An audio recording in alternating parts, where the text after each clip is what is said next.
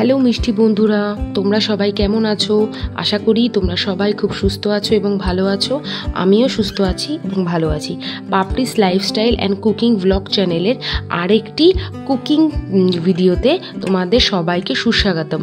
আজকের ভিডিওটা একটু ইউনিক। আজকে কিন্তু আমি তোমাদের দেখাবো তালের বড়ার রেসিপি। আমি জানি অনেকেই আছো যারা তালের বড়া খেতে খুব ভালোবাসো, আবার অনেকেই আছো ভালোবাসো না।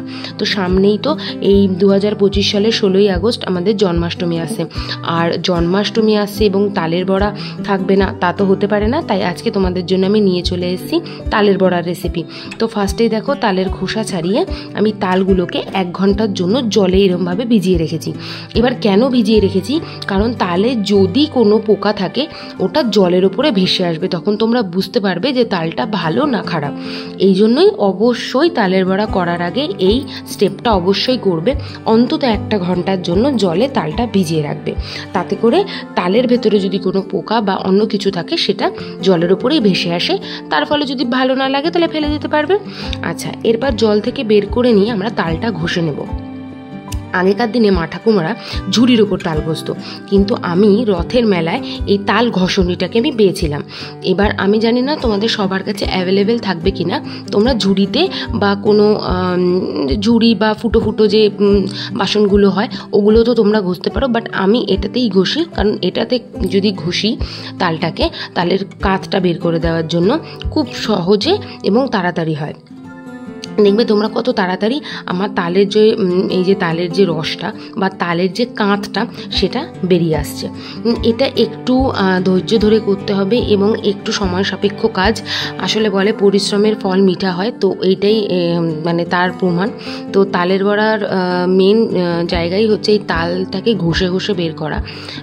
এখন তো তাও তালের এই মেশিন টেশিন যাই হোক কিছু একটু আছে, কিন্তু আমাদের মা ঠাকুমাদের সময় এবং এখনও অনেক জায়গায় হয়তো তোমরা এই জিনিসটা পাবে না, কিন্তু এটা আমি একটা মেলায় দেখেছিলাম, তারপর আমি কিনে নিয়েছিলাম। কারণ আমি তালের বড়াটা বানাই, কারণ আমার খেতে খুব ভালো লাগে, এর জন্য আমি বানাই। আচ্ছা, তাল ঘষতে ঘষতে এরকম জিনিসগুলো অবশ্যই ফেলে দেবে এবং যখনই দেখবে একটু সাদা সাদা হয়ে আসছে আবার একটু জলে রাখবে। দেন আবার এই জিনিসগুলোকে তোমরা আবার তালটাকে তোমরা ভালো মতন কিন্তু ঘষতে থাকবে ততক্ষণ অবধি যতক্ষণ না তালের পুরো যে পাল্পটা বা কাঁচটা সেটা বেরিয়ে আসে। আর এই তাল ঘষাটা কিন্তু বারবারই বলছি একটু সময় সাপেক্ষ কাজ এবং একটু মানে হাত ব্যথা হতে পারে প্রথম প্রথম যারা করবে। তো আর যখনই এরকমভাবে দেখো এই যে তাল মেশিন, আমি আস্তে আস্তে করে তালের কাঠগুলো নিচে ফেলে দিচ্ছি। এবার ঝুড়িতে করলেও সেটা তোমাদের একটু চেঁচে ফেলে দিতে হবে। তো আস্তে আস্তে আমি এমন করে পুরো তালের এই দেখো কাঠটা বের করে নিয়েছি। আচ্ছা, এবার ভালো মতন হাত পরিষ্কার করে নিয়ে এসে এই স্টেপটা খুব দরকার। তালের না ছোট ছোট আঁশ মতন হয়, তোমরা দেখো দেখতে পারবে সাদা সাদা আঁশ মতন আছে। এই আঁশগুলোকে ফেলে দেওয়া ভীষণ প্রয়োজন, কারণ না হলে তালের বড়ার সময় কি মুখে লাগবে। এবার পুরোটা হয়তো বেরিয়ে যায় না আঁশগুলো, কিন্তু যতটা সম্ভব মোটা মোটা যে আঁশগুলো হয় সেগুলো বের করে দিতে হয়। আর এরমভাবে হাত দিয়েই বের করতে হয়। তো তোমরাও এরকমভাবে হাত দিয়েই চিপে চিপে চিপে চিপে আস্তে আস্তে করে মাছের কাঁটা বাছার মতন অবশ্যই এই তালের কাঠ থেকে তালের যে আঁশগুলো হয় সেগুলো একটু বের করে নেবে। দেখো তোমরা দেখতে পারবে ভিডিওর মধ্যে আমি কিভাবে বের করছি। তারপরে যে স্টেপটা সেটা হচ্ছে নারকেল। নারকেল আমরা এই বড়ার মধ্যে দিই, এটা খেতে খুব ভালো লাগে। নারকেল ছাড়াও করা যায়, অনেকে আছে যাদের নারকেলে গ্যাস হয়, তো বা একটুখানি অন্যরকম সমস্যা আছে, নারকেল খেতে চায় না, সেক্ষেত্রে নারকেল ছাড়াও করা যায়, কিন্তু নারকেল দিলে খেতে বেশি ভালো লাগে। এবং আমি যখন করি একটু দুধ দিয়েই করি, তো এই জন্য আমি নারকেলটা কুড়িয়ে নিচ্ছি। নারকেলটা ভালো মতন কুড়িয়ে নেবে। দেখো আমি যতটা পরিমাণ ততটা নিয়ে নিয়েছি। আচ্ছা, এরপর যে তালের কাঠটা রয়েছে তার মধ্যে পরিমাণ মতন চিনি এবং সুজিটা মাখিয়ে অন্তত খুব কমও যদি রাখো 15টা মিনিট রাখবে আলাদা সাইড করে। কেন বলছি?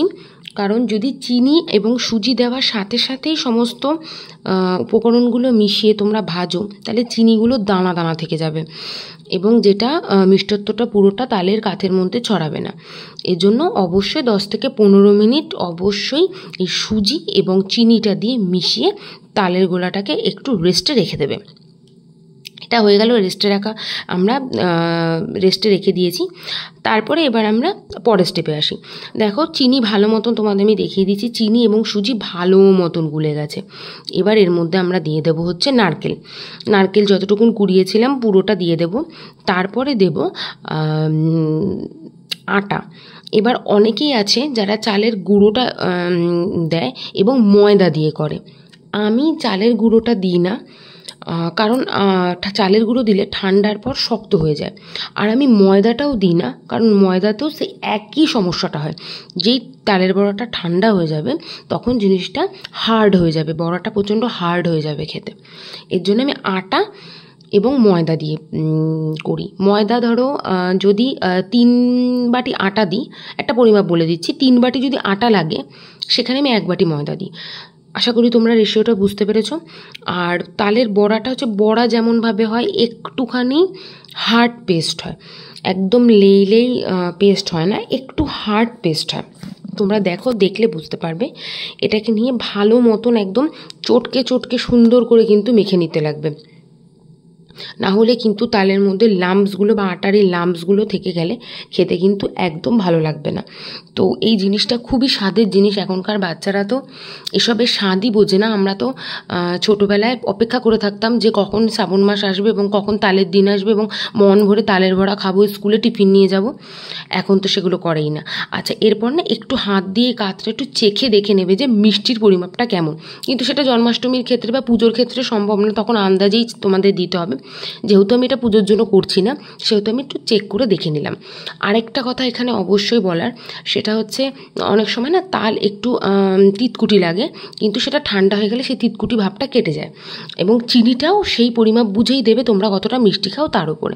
এরপর সাদা তেল গরম করে আস্তে আস্তে তেল একদম ভালো মতন যখন গরম হয়ে যাবে তখন এরমভাবে বড়াগুলো আস্তে আস্তে ছেড়ে দেবে এবং লালচে হওয়া অবধি অপেক্ষা করবে। একদম গ্যাস হাহা করে বাড়িয়েও দেবে না, একদম কমিয়েও দেবে না, মিডিয়াম হাই ফ্লেমে রেখে দিয়ে বড়াগুলোকে আস্তে আস্তে ভেজে নিতে হবে। এবার যারা প্রথম করবে তারা না 2-4টে কড়াইতে দেবে। আমার যেহেতু করতে করতে অভ্যাস আছে, আমি দেখো অনেকগুলো বড়া একবারে ভেজে নিচ্ছি। এই হলো ফাইনাল তালের বড়া। ভালো লাগলে অবশ্যই একটা লাইক, কমেন্ট, শেয়ার এবং সাবস্ক্রাইব করে